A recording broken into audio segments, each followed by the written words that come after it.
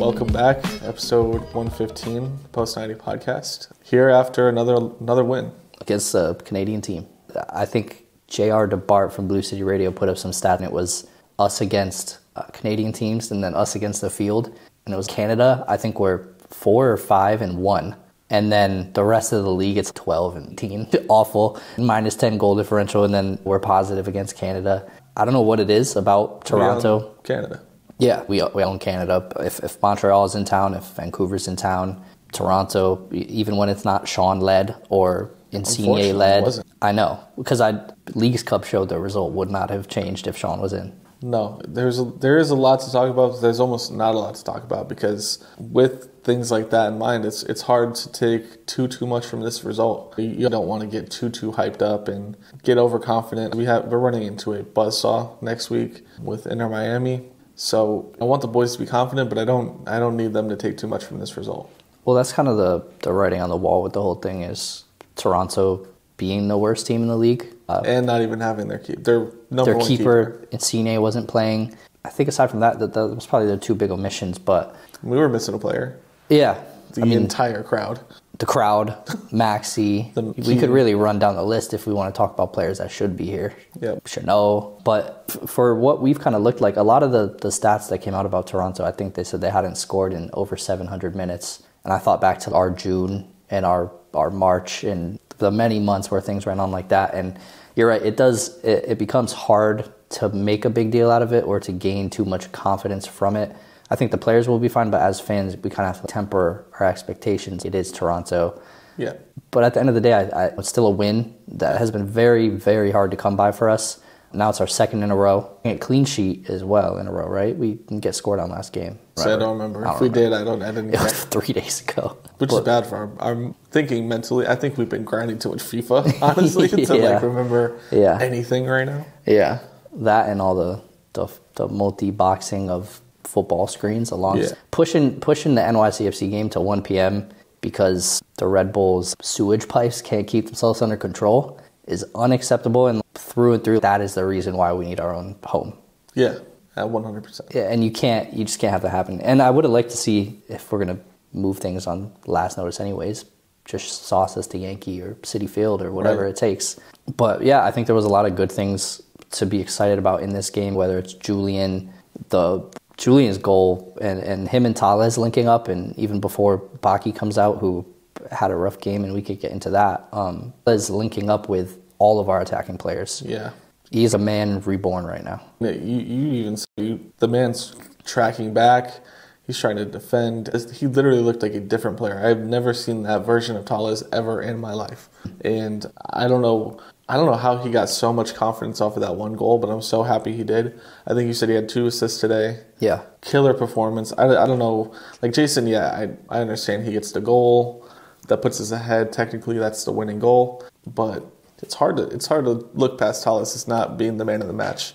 He was my man of the match, honestly, for the game. And this is one of the few games this season where there were a few guys you could have given it to. I think you could have got away with Pereira getting 100%. You could have got away with Jason and Tales. Santi, probably on the short list. He's not up there with those 3 guys, but if it wasn't going to be one of them 3, that ball to open up the game to Pereira to really not kick off the night, but because it was 1 p.m., but kick off the day. The night because it's such a bad day out. Yeah, but that was a perfect ball. Pereira gets his first goal ever for us, and to me, the cliff note on that one is we need to find a way to make Pereira permanent by any means necessary. Yeah. And we've all been saying it. It shouldn't be that hard.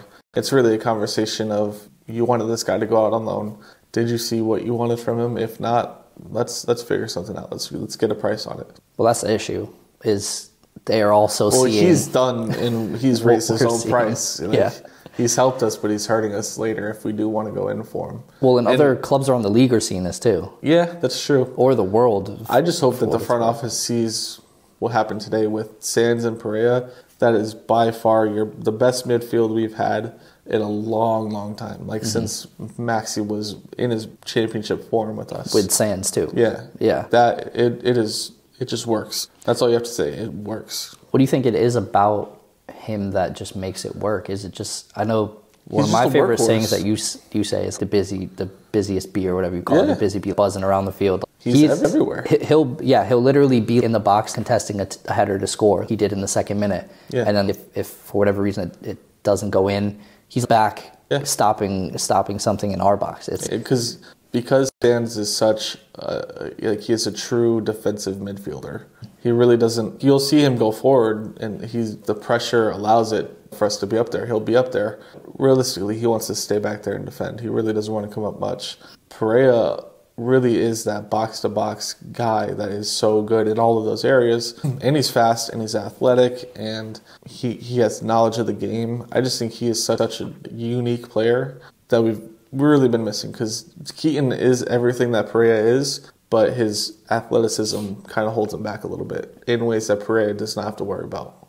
Yeah, I would agree with that. And I think he is potentially a little bit more defensive-minded than Keaton in the way that, like you said, I guess he can do it all on both sides of the ball. And even just thinking about it now, that does wonders for our attack too, because I think we've always been a team, especially with Ronnie, a team that prides themselves on all 11 people on the pitch are essentially defenders too. Like what we saw from Thales today, where he comes back and he pokes that ball out from somebody on the top of our box to kill an attack. That is what Ronnie ball is about. We see Matrita get shipped out for it. Medina get shipped out for not wanting to do it. And maybe it's a bit more of a City Football Group way because it's persisted after Ronnie.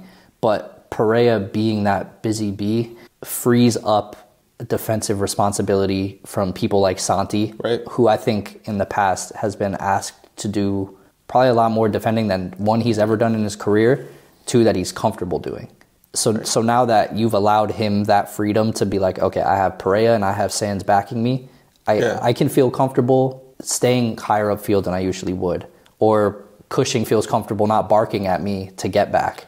And it allows him to kind of be creative the way that Santi needs to be the Santi that we want, which is thankfully coming out more and more, I think, these last few games, because early mid-season it's been tough from a DP standpoint. Like impossible. Yeah, Can't be a DP and be what Santi early and mid-season was. Correct. If you had listened to the beginning of your point there as a clip, until you said that could have been a clip from any podcast we've ever made ever. Yeah. Back before Cushing. Because Medina, Matrita. But yeah, I think those two guys allow you as an attacker to be able to lose the ball and trying to make something happen and not feel like, okay, I'm going to have to sprint the full length of the field right now to get back, or else we're in trouble. So it takes a little pressure off of them, and you see it. Thales is maybe the most confident we've ever seen him in his career. I don't know if that's because he's seemingly learned English overnight. Forgot that iced out the chain, spinner, whatever it is. We need this version of Thales. This is the version of Thales that is going to carry us, that can carry a team single-handedly. And it helps to have Santi there too, because although I don't think he's been in great form, he had a decent game today. And if you can snowball those two together, it's going to be... I joked about it, but I genuinely feel like this team could make a run. Playing like this. Well, and I think from a perspective too, with getting Santi going and more or less just having him around, a lot of what we saw in the past were our younger South American players all sticking together. And in a way, we ripped that whole family from Santi and Thales. And we brought in Gabby, which patched it up for a little bit, but then you rip him away as well. So when Gabby and Thiago, Andrade, and Heber is gone, who was probably a leader to these guys, but we all know Heber can stay young with the best of them no matter what age he is. It probably does drive a little bit of discomfort. But I think Santi and Thales, even when Thales scores that first goal in the midweek and he collapses, the first guy that gets to him is Santi, who is just wrapped around him, trying to big up him as much as he can. And yeah, Santi in form and Thales in form, they're going to play off of each other, and everybody in the attack was. And I guess Julian has now been injected as another one of those younger South American kids that are going to have fun, at least. Yeah. And the face you made, I think I know who you're talking about, but if you want to bring him up. Baki, man. I want him to be way better than he's been. I love him to death. And I think that there's moments where him and Thales are playing together, and there seems to be a real understanding of what the other's going to do. There's hints of the chemistry there. I don't know. Maybe he's got to get a couple of goals under him And missing that pen really is detrimental to him, and it could have been really, really bad for the team because Toronto immediately goes down the field and almost scores on us after the missed pen, and we really could have been licking our wounds there. But Baki just has to play better, especially when you see how the team performed once Baki was out and we were playing with kind of Santi false nine, Talles interchanging whatever that was. We looked like we were going to go and put 6 on Toronto. And so that doesn't look good in terms of everyone on Twitter barking that Talles and Baki need to play together every game. It doesn't look good for that because without Baki there, honestly, we looked better. We looked like a more dangerous, killer instinct, ruthless team. And honestly, if that's how it's going to be, I don't even want to see Baki on the field. No hate, but it is what it is. You can't be missing pens and then having the team look that good without you and have me holding a spot for you. It could be a communication thing, too. This was the first game that Baki and Talles has started together, period. Right. And I think you're right. We saw potential there for their linking up, and there was 1 or 2 plays where it went well and nothing came from it. But there was a lot of miscommunication going on. Somebody making a run and the other person thinking they were doing something else. I guess you would think in training they've been spending a ton of time together. But if all of the language has been that's not going to happen, then there must not be that. Yeah. But I'm hopeful that the more time they spend together on the actual field, it should come together. It should. But Baki, you're right. He just has to be way more clinical. We've seen that even from the first game he played for us. We were there at Citi Field against Atlas, Leagues Cup. He had the opportunity to win the game. Yeah, to write himself as an immediate legend in the club. Coming in after the game, Cushing said he was 30 hours off a plane to score what would have been game winning or game tying, forcing pens. I think game winning because it was 1-1. Right. Yeah.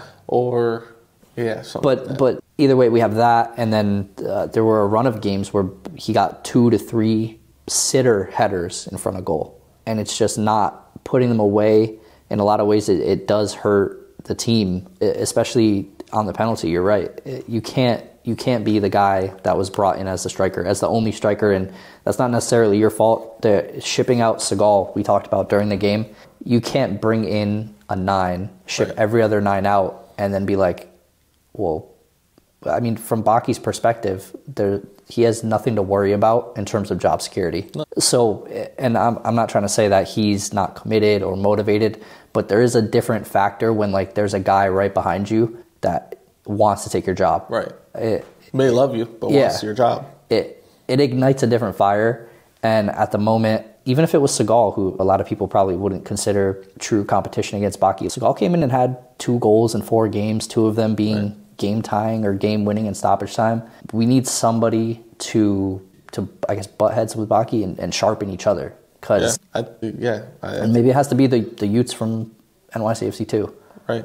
Because I read this today, I think it was from Source. We had 2, MD Myers and I can't remember the other kid's name. Maybe Jimenez, but I don't think it was. 2 kids, though, from the second team that both scored 19 goals in one. Tati's Golden Boot season was 19 goals. Right. And we had 2 of them on one team. Yep. So neither one has gotten a look. We have the roster rules where you're allowed to bring them up for free. No strings attached. You don't have to pay those kids a cent, which it's kind of shitty, but it's there as a roster mechanic. Yep. And when you have the striker problems that we've had, there was a time when we had been in that Toronto drought of 700 minutes no goal, and we didn't even have the Baki or the Julian on our roster yet. Right. And these kids were not getting looks. So from a FO perspective, I don't know how you're not giving these kids just a shout. I guess you're pushing for the NYCFC 2 playoffs. But to me, I think probably to every club in the world, the first team takes ultimate precedent. The reserves are not questioned if there's something going on with the big dogs. Exactly. So. Yeah, I don't know. What do you think in terms of O'Toole starting 2 games over Koufre? Well, I think it's good. I think it probably provided us the same kind of security that Asanz and Pereira has in the way of defense. I think in some games we got on here, I can't remember which one it was. It might have been the game right after Cincy. But it felt like Cushing walked up to Koufre in the locker room and had the keys to the sports car. It's like, hey, these are yours now, and do whatever you want. And we would see Koufre pulling himself from left back to right wing at times. Literally, yeah. to striker at times. And it did work. That there was production coming from it in the way that I think he scored a goal, had an assist, but I'm not sure that that is worth the trade-off of putting at the time like a Hack or a Chanot or a hobbling Thiago Martins down a man against counterattacks. So I think O'Toole has provided a defensive blanket that is needed. We saw today he drifted into the midfield, and then seconds later kind of looked around and was like, oh, I gotta go back over there. So he jogged his way back to left back, and it's a good thing, right? Because then he's there and he's very serviceable on defense for sure, and offense too. Yeah, he was unlucky at the end of the game not to get a goal too, but I guess from the perspective of the defense, I don't think there's a lot to talk about with it. They just put out fires where there was maybe one. It wasn't even a good save. It was right to him, but it was just good confidence to kind of parry the ball down and grab it for freeze. Defense was solid. It really comes down to how good our midfield was, because they just killed everything. The defense really didn't have to deal with much. There's a few questionable moments after we missed a penalty, but I just think that there was some nerves there, because you're like, shit, I don't want to lose this game now that we missed a penalty. But I think overall it was a solid team performance. There's some good things to pull from it. More confidence for Top. Julian coming in and scoring a Bale-esque goal. That was beautiful. Yeah. Just to see him blow by people and then put it on his left foot and go across goal. That was beautiful. Well, and if anybody was to know what a Bale-esque goal is, you're the guy. Yeah. I'm the OG Bale guy. The OG Bale guy. Yeah. Anybody that's listening that's a Bale guy, you're not as big a Bale guy. No. I'm the OG Bale guy. I used to be the guy every single year that was fooled by the transfer rumor. Bale's going to United. Bale's going to United. Before he even went to Madrid, when he was when he was at Spurs. Yeah. So, that was Bale. That was Bale right there, using his speed. Julian's a little clumsy. He looks like he needs to work on his balance or something. He looks young. He does look He looks young. like a deer that's popped up and he's trying to get his footing. But he looks like he's going to be a problem. He's like I see him as a slightly less refined Gabby, but with a higher ceiling. Looks more like a baller to me. In the future, it could be bad next year for the league. It could be bad. If we retain, realistically, we're probably going to retain these players, because most clubs are going to look at the first half of the year and be like, well, I can't take a chance on that happening again in my club. Mm-hmm. And so we're most likely retaining most of our players. Like a Ledesma, you mean? No, Ledesma's gone. You think he's done? I don't know that we'll want him back. I think maybe if Cushing's the coach, he's going to fight so hard to get Matty back, but it's not going to happen. Matty's gone, in my opinion. I don't know what his contract situation looks like. I think it's only 1 year. I think it's a 1 year prove it. I'm pretty sure. I could be talking on my ass, but if anything, you just have to get him off the salary that he's on. Yeah, you can't 100%. Be paying a man. You have to buy him down. Yeah, and if he looks, I guess he did at the end of the game, and I'm not gonna gas it up. Really, all he did was get in there and kind of run around and make the passes that needed to be made. He just looked like he had energy in a group of people that didn't have any energy. Exactly. Yeah. That's what he did. It's like when we're losing 3-0 to Cincinnati at halftime, and then in the 60th minute, people are like, we look so much better in the 60th minute. Yeah. When all the starters from Cincy are out, they don't care anymore. Yeah, I know what you mean. When he has fresh legs and everybody else is sucking wind. Matty looks like he's $1 million. He looked. Yeah. He had a decent little cameo, but I don't think he'll make it back. And I think if it's not Nick, somebody's going to have the keys to a really, really expensive car that's just got a little bit of dust on it, that just maybe needs a little oil, a little tune-up, and dude, we can go. And this car can go. I was going to say, it needs a little Tesla self-driving or something. It needs an upgrade. Yeah. It needs a striker. Yeah, we were talking, during the game, we were talking about if we had friggin', we would have won the whole friggin' thing. Yeah. That's what you said to me on the couch. We would have won the whole friggin' thing. And it wouldn't have been close, boys. It wouldn't have been. If we had this roster, too.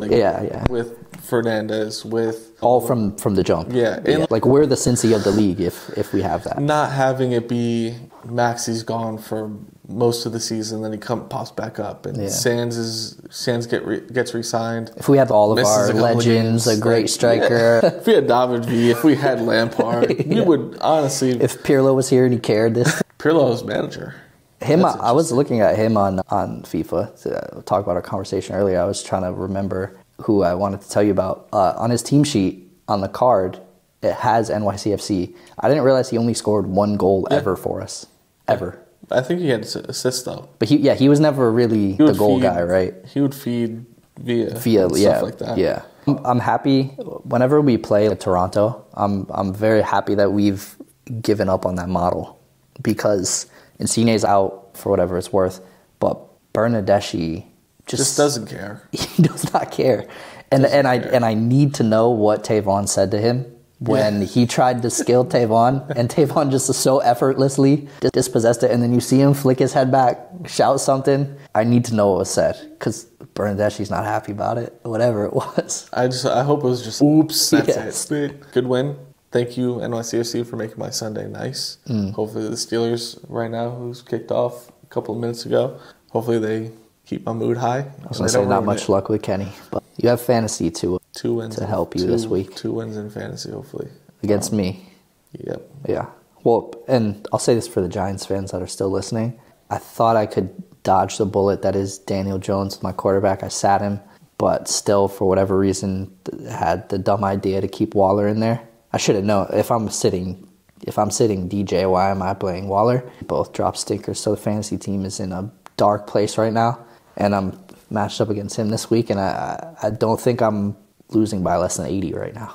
Well, what's funny is last week you really had that moment where it's all of the people on the finish of the stairs, and they're celebrating their medals, but they're being normal. And then it goes down to the guy that's in 6th place. He's just dumping champagne. Well, I've kind of done it to myself in the way that you celebrated that like it was a championship. Yeah. Well, so last week I pop in the fantasy chat and I say, is my team the best team this league has ever seen in its 5-year history, ever. And I paid for it. And I let you have your moment, mostly. I mostly let you have your moment. There was pushback. There was a little bit of pushback, but then I was like, I'm going to let him have his time. And I just said, if I beat him next week, that I'm just going to have to throw a little, damn, I just beat the best team ever. Wow. And I had to score 120 points. Yeah. So Matt Stafford and Puka Nacua could have something to say. And not only that, but if Stafford only throws touchdowns to Williams, then it just nulls it. Oh, yeah, you have Kyron. So that's the fantasy segment. And possibly 115. I don't know. I don't have anything else. Yeah, and that probably is 115. We appreciate you guys for popping in. Hopefully the audio sounds a little sweeter. Remember to close the windows. The windows are closed. I don't think the crickets are getting the time of day today on the pod. And the producer put a little stimmy into the audio pack, so. Yes, yeah. So it should sound nice. And it should sound consistent whether we're here or at a stadium on location. I think we're looking to make it out to a game by the end of the thing. I know there's some rumors flying around, but nothing that anybody knows. I think people on Twitter, I don't know. Never mind. No, they were talking about the Red Bull game. For whatever reason, SeatGeek or Ticketmaster updated that the game was postponed a day, hours before the club talked about it. So that's a whole different story. But hopefully we can make it out to a game. We're gonna have to see what happens with the RBA. I know that the Yankees got officially eliminated today, so Yankee Stadium is free for the remainder of the season. Wow, I know they like to start their wind down a little early. Yeah, well, and I know the Mets are close to also being shitty. Sorry, New York. That's the word. The baseball teams are horrible. And the football team, really. And the football teams, really. Granted, somebody made $60K betting on every single under for every single player. And so they were so happy to see their team get blown out. Yeah. But that was 150. You guys. After Miami. And hopefully Leo needs a little bit of muscle rest. Well, yeah, him and Alba both have been out of training for a long time. By a long time, a few days. So let's see what they care about in terms of if they want to go win a championship. I know they got a chance to win the Open Cup still. Yeah, I believe. Oh, it's worth mentioning too. Every single result that I don't know I know Miami and Orlando are playing right now, so I don't want to speak for that. But every single other result that we needed this week went our way. Charlotte lost. Chicago Fire tied. Would have preferred a loss, and then the Red Bulls. Hate rooting for them, but they knocked off DC, which is huge for us. And in terms of a playoff push, we play DC and Chicago, Right. and Miami. All three teams. So it's realistically in our hands. It is in our hands, I'm pretty sure. If we're to win out, nobody else can affect us being in or not. The only difference that it's going to make is whether we're going to finish 8 or 9, which is going to say a lot. There's rumors that if we can get the 8 seed, the Yankees are out of the playoffs, and that's all I have to say. The Yankees are out of the playoffs. If we can get the 8 seed, bring that play-in game to Brooklyn. The Bronx. Jeez. The Bronx. It's 20 push-ups. Unforgivable. So yeah, I'll do them off camera. After we end recording, I'll do 20 of them. And so we'll see. Right for something. A lot to talk about after Miami, a lot of potential things here and there. And maybe some news that we haven't gotten yet. What if Pellegrini gets a run against his old club? Yeah. No. Okay. All right. Well, that might ruin next episode if it ruins the next game. Hopefully, don't ever want to root for the GOAT not to be fit to play. But hopefully Messi can't play. Hopefully Alba can't play. And I'm not worried about Busquets because he's been terrible. So that's 115. That's not true. 115. And We'll see you guys next week. Yeah, peace.